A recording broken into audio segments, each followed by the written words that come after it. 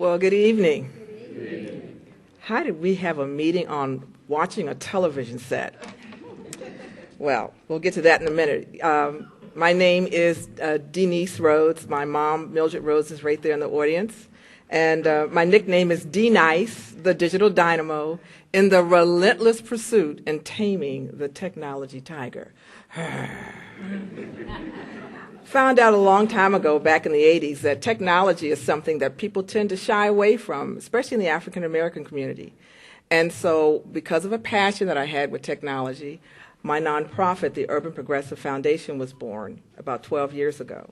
And its mission is to help engage, excite, and empower urbanites with technology.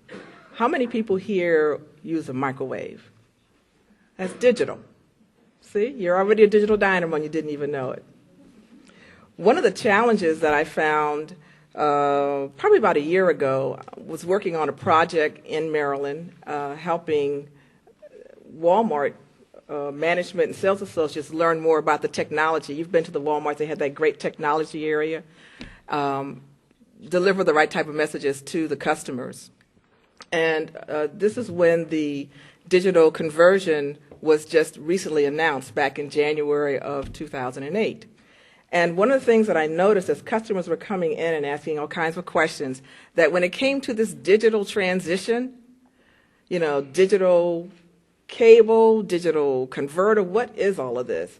I could tell that because of my background in technology that we might have a sleeping giant on our hands.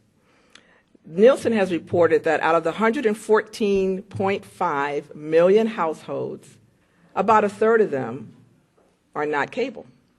You either have rabbit ears or rooftop antennas. Of that 35 million Americans, a disproportionate number are African American, Hispanic, senior, disabled, and people that live in the more rural areas. We call those the underserved communities. I like to call it the underserviced communities, but well-deserved communities.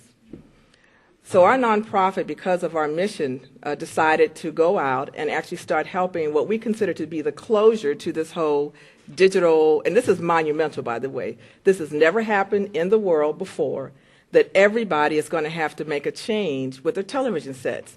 Does anybody remember Bonanza? Show your age. It's okay. All right. Remember when it was black and white? Remember when it went to color? Was that a congressional mandate? No, it wasn't. It was a choice. So we have a history of choosing how we view television.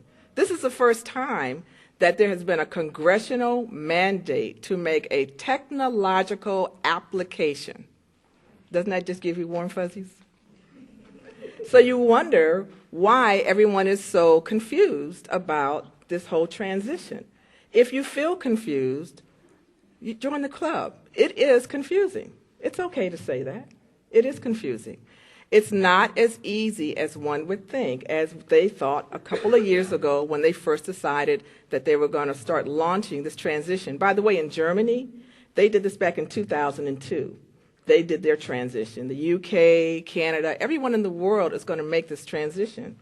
And as has already been said, with the signal that usually comes to your TV called analog, that frequency wave, you've seen these waves, hits your antenna and gives you this wonderful picture.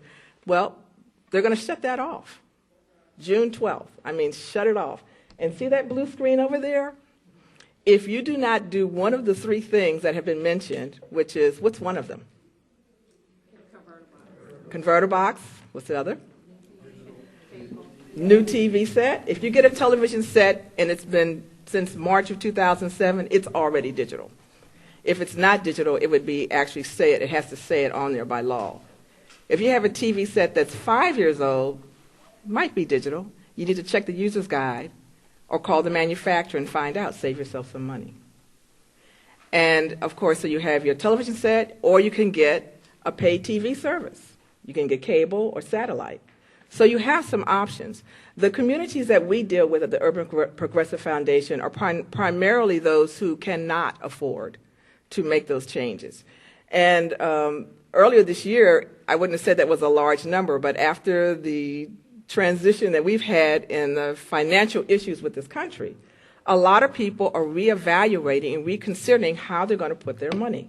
And they want to know what the options are and if they understand what it is. Nielsen right now has stated that there are about 5.2 million Americans that are completely not ready for the transition. That means that they do not have cable in the house at all. They either have a rooftop antenna or they have rabbit ears. There's another 9 million Americans that are partially ready. Does anybody know why it's partial? Why? One TV is hooked up and the other one isn't. Exactly. One TV will have cable, and then the other TVs in the house, in the kids' room, the basement, may not have cable.